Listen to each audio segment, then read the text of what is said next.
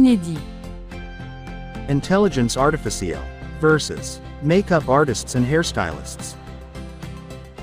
Test live grandeur nature, par Laurent Caille, posé à l'intelligence artificielle, elle-même.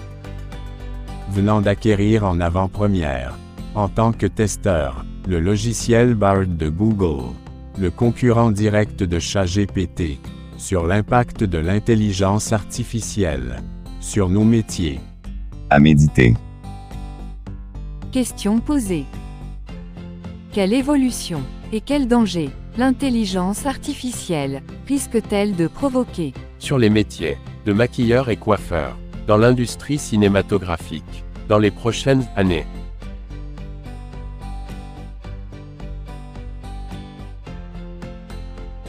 Réponse numéro 1.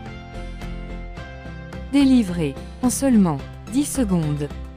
L'intelligence artificielle, l'IA, a le potentiel de révolutionner l'industrie cinématographique. Évolution positive. L'IA pourrait permettre aux maquilleurs et coiffeurs de gagner en productivité et en précision. Par exemple, des logiciels d'IA pourraient être utilisés pour créer des masques et des prothèses plus réalistes. Pour appliquer des effets spéciaux plus complexes, cela pourrait libérer du temps aux maquilleurs et coiffeurs.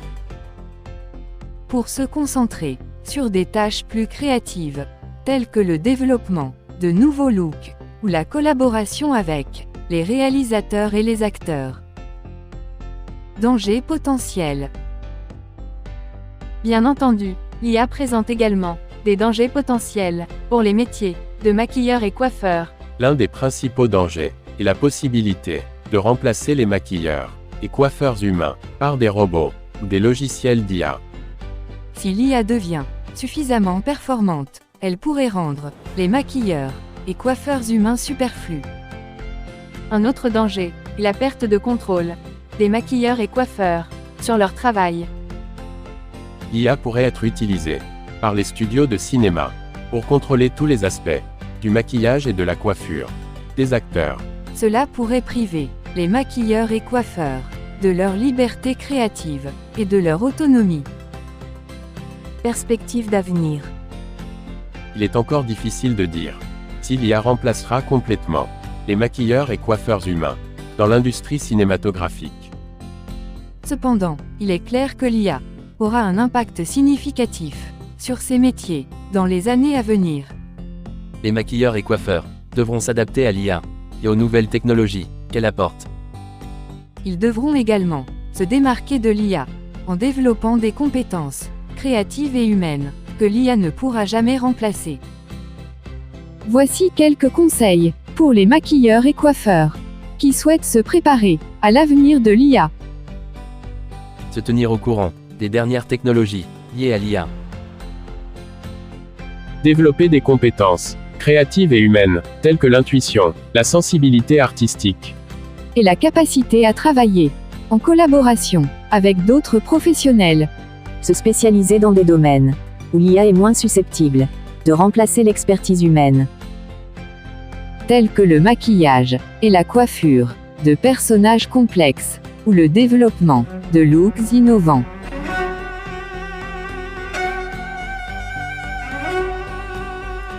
Alors salut à tous, un petit complément d'information, nous sommes le 22 septembre, donc un mois plus tard après ma premier enregistrement vidéo, donc vous allez m'entendre et me voir d'une certaine façon. Petit complément d'information, pour moi il est 17h22 dans la Silicon Valley où je réside à côté de San Francisco, et il est pour vous 2h22 du matin, enfin pas comme vous me regardez maintenant, mais pour vous. Complément d'information par rapport à l'intelligence artificielle et son évolution à l'heure actuelle par rapport à ce qui concerne nos métiers entre autres, mais tous les métiers du spectacle, mais tous les métiers de la coiffure, du maquillage, et pas uniquement dans le cinéma, dans l'audiovisuel. C'est tous les corps de métier qui sont touchés.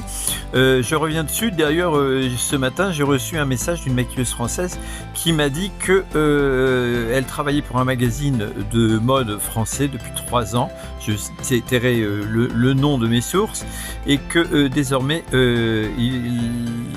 les maquilleurs, coiffeurs et stylistes pour les photographies de ce magazine ont tous été annulés et remplacés par l'intelligence artificielle. Donc ça existe véritablement. Les dernières nouvelles que j'ai consultées directement, comme vous le voyez sur la vidéo à côté, j'ai consulté l'intelligence artificielle étant en test personnellement avec Bard, le concurrent direct de ChatGPT. Et qui j'ai posé la question, ben voilà, que penses-tu, intelligence artificielle, de l'intelligence artificielle sur les impacts de nos métiers? Vous avez vu les résultats, vous allez continuer à les voir ensuite. C'est sidérant et affligeant. On en est au point où ici dans la Silicon Valley, on n'en a pas conscience, même aux États-Unis, on n'en a pas conscience du tout en France ou en Europe. Dans la Silicon Valley, où c'est au sein même de la création de l'intelligence artificielle, depuis ChatGPT 4.0 lancé fin mars 2023, donc tout récement, toutes les sociétés start-up, dont les sociétés françaises avec lesquelles je suis en relation directe, sont à fond dans l'intelligence artificielle, et on estime, et plus que sérieusement, que d'ici 5 ans, 70% des métiers en règle générale seront impactés et annulés. Les métiers artistiques, n'en parlons pas.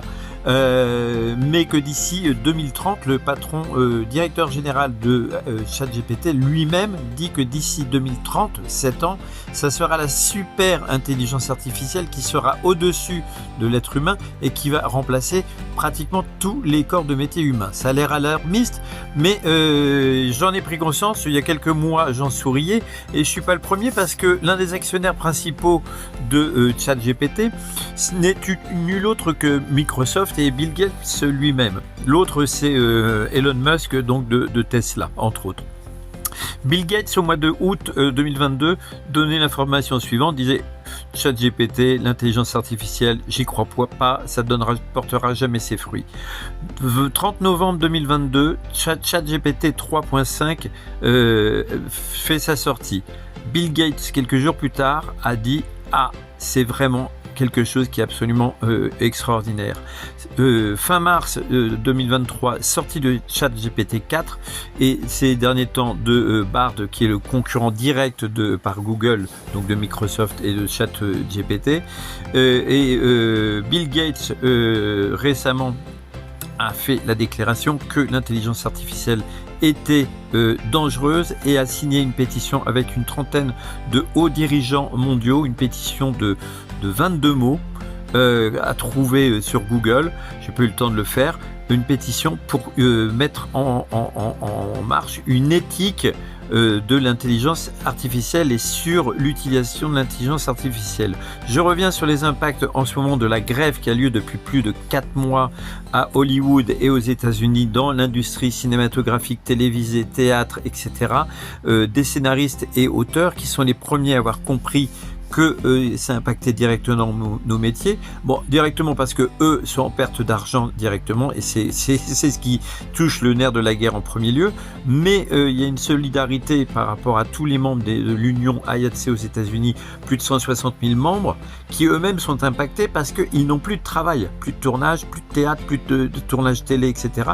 Les gens commencent à crever de faim. Aux États-Unis, il n'y a pas d'assurance chômage, et en plus on paye sa sécurité sociale, ici Health Insurance, par soi-même. C'est entre autres entre 500 et 1000 $ ou 1000 € par mois personnellement pour une personne. C'est le double pour 2 personnes. Donc c'est d'autres conditions que en France on n'a pas, et on n'en prend pas encore conscience.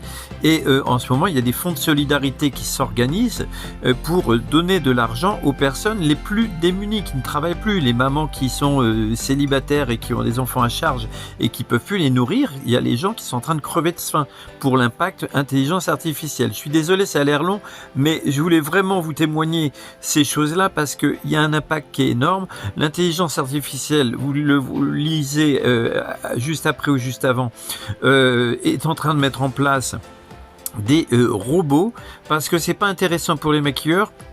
de faire les fonds de teint et les bouches. Donc en fait, très prochainement, il va y avoir des robots, genre un iPod sur votre table de maquillage, une espèce de main articulée ou je sais pas quoi, qui va faire les fonds de teint et les bouches. Parce que c'est inintéressant, afin que les maquilleurs puissent se concentrer sur plus d'artistique. En fait, la création artistique, si elle est faite par l'intelligence artificielle, le rôle du maquilleur ne sera plus utile. Mais c'est également valable pour les écoles, parce que les écoles, ah oui, je finis un fond de teint, c'est quand même du contouring, c'est quand même des mises en lumière. Une bouche, une très belle bouche, c'est un travail. Et en ce moment, on est en train de dire, voilà, c'est des espèces de mains, de robots artificiels qui vont faire les fonds de teint et les bouches. Et on en est à ce que très prochainement, c'est les écoles de maquillage qui ne vont plus exister, parce que il y aura plus besoin de formateurs ou de formation, parce que c'est même plus des tutoriels ou quoi que ce soit qu'on peut trouver à droite ou à gauche. Et la qualité des écoles de maquillage, c'est que l'intelligence artificielle va donner les cours par elle-même. Les salons de coiffure impactés également, parce que les robots pour couper les cheveux, c'est plus que des petites images sur écran pour remplacer votre coupe de cheveux pour savoir laquelle vous allez vouloir. C'est que des robots pour couper les cheveux, c'est pas des robots à la Robocop, c'est des machines qui sont comme un casque de permanente, vous voyez ce que je veux dire, avec les infrarouges, trucs comme ça, qu'on va mettre autour de la tête, comme une imprimante 3D. Voilà, tout simplement, ça ressemble, tous ces robots, c'est des imprimantes 3D, mais qui vont avoir une fonction chacune, et donc très prochainement, on va avoir des imprimantes 3D qui vont faire les coupes de cheveux. Alors on va dire, oui, mais pour les mariages, il faut être artistique, pour les salons de coiffure, mais pour les mariages, pour les photos, c'est remplacé directement, il n'y a plus de magazine, il n'y a plus de séances photos, c'est inutile. Donc en fait, tout est remplacé et remplaçable par notre intelligence artificielle. J'en passe et des meilleurs, parce que c'est véritablement très très grave ce qui se passe, et il faut en prendre conscience vous-même, et je vous invite à y réfléchir. Je ne peux pas être présent parce que le décalage horaire faisant, et puis c'est intéressant de développer le débat ensemble et d'essayer d'anticiper des solutions avant même que nous tous soyons impactés dans nos métiers et dans les différents corps de métiers tels que je vous l'exprime. J'ai pas de vidéo à l'heure actuelle, c'est pour ça que je le fais par voix et que je vais l'habiller d'une certaine façon. Croisons les doigts. MUAS Solidarity, International Solidarity, Hair and Makeup and Hair Stylist Solidarity International. Juste pour vous dire, soyons forts, soyons tous présents. C'est ce qui manque dans nos métiers. Malheureusement, la jalousie a toujours régné dans les métiers du cinéma, de la mode, des coiffeurs, des maquilleurs, etc. En règle générale, je dis pas toujours, mais c'est d'une importance énorme, étant donné qu'il n'y a pas d'union pour protéger les travailleurs en France. Les syndicats, c'est autre chose, et ils ne sont pas présents de toute façon pour quoi que ce soit, en tout cas pour aider et protéger nos métiers. Donc une union s'avère absolument indispensable, ou tout du moins une association, un associatif, pour pouvoir communiquer ensemble. Et je pense que autour de Yannick, avec mon initiative sur ce sujet, il y a beaucoup de choses à faire et à évoquer pour avancer tous ensemble. Je vous souhaite une bonne réunion, et j'espère qu'on aura l'occasion dans les semaines ou mois à venir de faire d'autres séminaires pour développer, après réflexion, ce sujet et ce qui va se passer peut-être d'ici là. Allez, ciao à tous et bonne journée. Pour moi, ça sera bonne nuit sous les étoiles. Enfin, dans la maison, mais voilà. On s'entend bien. Un peu d'humour, ça fait pas de mal. Ciao à tous, bye.